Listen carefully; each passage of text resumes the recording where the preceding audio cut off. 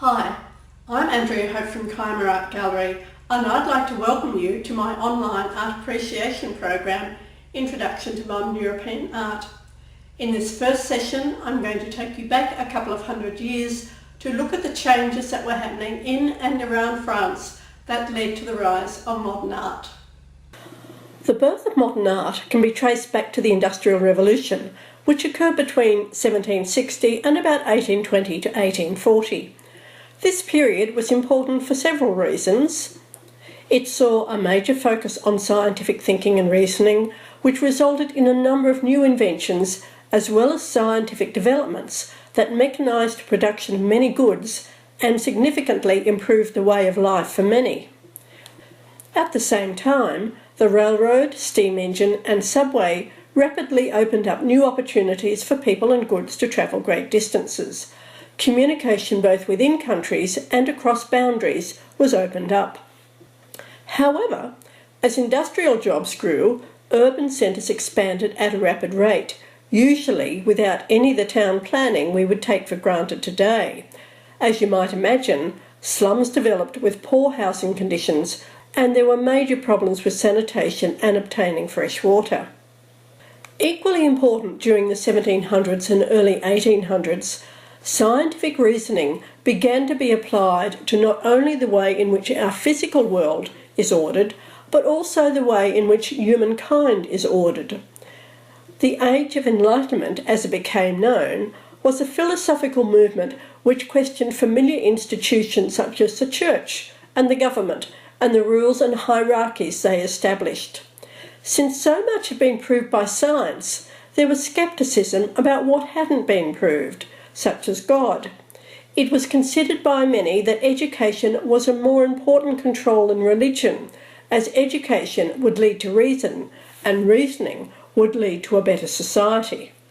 Freedoms of all kinds were energetically being discussed, including the view that each person was a rational being, equal to their fellow beings, and had a right to life, liberty, and the pursuit of happiness.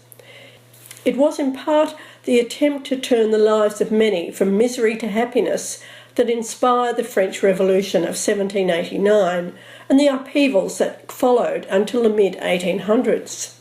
In short, during the 1780s, Louis XVI was regarded as a weak king, unable to address France's financial debt, which largely fell on the working class as the nobility was exempt from paying tax. At the same time, weather conditions had led to bad crops, and therefore a shortage in bread, which was a key part of the staple diet of the French.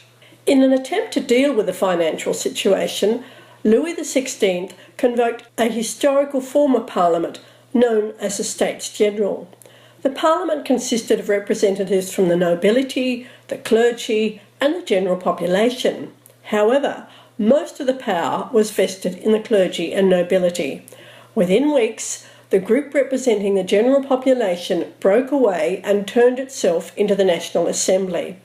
It quickly introduced new measures such as the formal renunciation of the nobility's privileges and the Declaration of the Rights of Man. And fighting broke out when the Bastille was stormed on the 14th of July in 1789.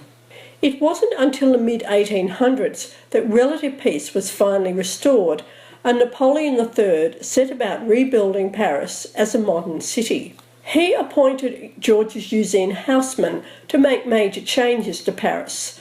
Haussmann was directed to bring air and light to the centre of the city, unify the different neighbourhoods with boulevards, and make the city more beautiful. Up until this time, living conditions for all Parisians were extremely dirty and unsanitary. The city was overcrowded, dark and dangerous. Coal was the primary fuel for cooking and heating, and streets had open drains and sewers filled with garbage and human waste. Public toilets were rare and often overflowing. Diseases spread quickly and more people died than were born. Although his changes met with a great deal of opposition and the displacement of many people, they did result in a more modern, industrious and vibrant city. Much of the city was completely demolished and then rebuilt to incorporate new government, commercial and apartment buildings, primarily for the middle class. New railways, wide boulevards and spacious parks brought more light and air into the city streets. Large-scale retailers opened and prospered, squeezing out small retailers on back streets. In the 1860s and 1870s, the new technology of gas and electric lights made public interiors and street lights glow, increasing productivity, decreasing crime, and illuminating nighttime entertainments. In homes, gas heating remained the primary illumination until the 1890s, when it was largely replaced by electricity. Travel and tourism in France increased substantially during the 19th century, stimulated not only by the expanding railway system, but also by the increasing time and money available to the middle class and lower class for leisure activities. All of these changes formed the backdrop to the rise of modern art. During the revolutionary period, artists firstly responded to the call for nationalism by depicting larger-than-life heroic or romantic scenes. However, by the mid-1800s, this was replaced by a more realistic view of people going about their everyday lives. Religious iconography was less appealing, as was the painting of portraits of the nobility. As new inventions such as portable easels and paint tubes made the countryside more accessible, artists began to see nature differently, and the Impressionists in particular focused on capturing the transitory nature of light on their subjects. Other scientific discoveries, such as photography, also influenced the way in which artists viewed the composition of works and the way in which paint was applied to the canvas. Gradually, artists began to break all the rules that had been dictated for so long by the Paris Academy, particularly as new markets for selling their art opened up. As Paris became a relatively peaceful city, it attracted large numbers of writers and artists. The turn of the 20th century was termed La Belle Époque, or the Beautiful Era, in part because of the cultural development that occurred at the time. The influx of so many artists from other countries and increased trade with overseas led to lively discussion, debate, and sharing and challenging of ideas.